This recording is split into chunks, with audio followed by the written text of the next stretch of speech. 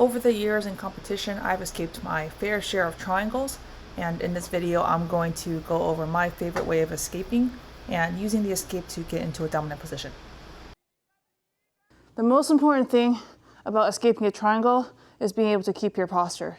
If Nikki's able to pull my head down, you can imagine that when you deadlift somebody, or when you deadlift any weight and you're looking straight down and your neck is bent, it's going to take a lot of energy and strength, and it's going to hurt your neck.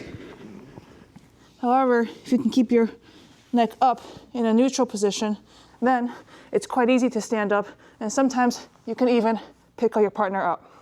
Okay, we're not going to pick our partner up, but it's very important that you never let your opponent touch your head. If they're able to touch your head and they pull you down, it's going to take you too much energy to get out. Okay? So if I can keep my head up and I can sit back, even though it looks like I'm accepting a sweep, I'm definitely not getting triangled. I have plenty of space to breathe, and I have good posture. From this good posture, most of us are going to be able to throw our legs over our partner and then use the power of our crossed legs to break free of their triangle. Another reason why we want to keep our head up is that if my head is being pulled down, I'm not going to have the flexibility to throw my legs over unless I'm very special and bendy. Okay, but when I keep my head up, now I have a lot more mobility, range of motion to throw my feet over and cross them and then get out. Okay, now that we're in this position, there are a couple ways to follow up. If you like leg locks and you're a no-gi, this is a great place to get like an overwrap grip, throw in a reap. You can get to the game over position or Z-lock position or saddle.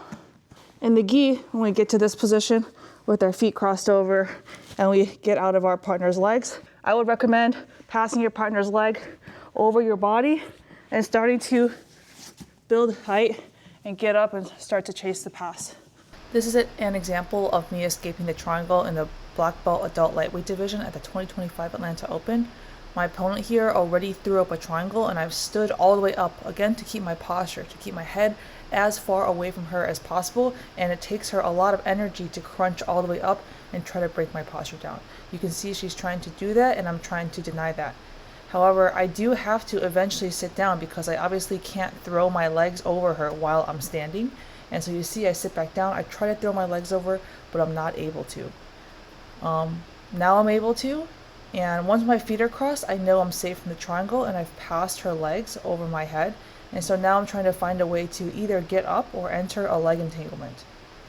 I'm playing this in real time with no cuts so that you guys can see that this kind of position, especially since it's, let's say, more scrambly or a position that not a lot of people play a lot, that we're both kind of feeling it out and trying to find a safe way to get out of it and progress the match. I'm trying to overhook her arm, I'm trying a couple different things, but eventually I'm able to build up to my elbow.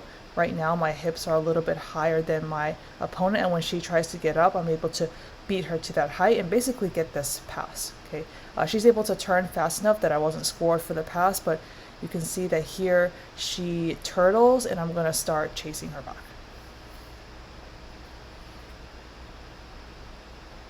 Luckily, this turned out really well for me. I was able to chase the back with a collar grip, and we rolled out of bounds with a submission, and so I was able to get 2 points off of this exchange.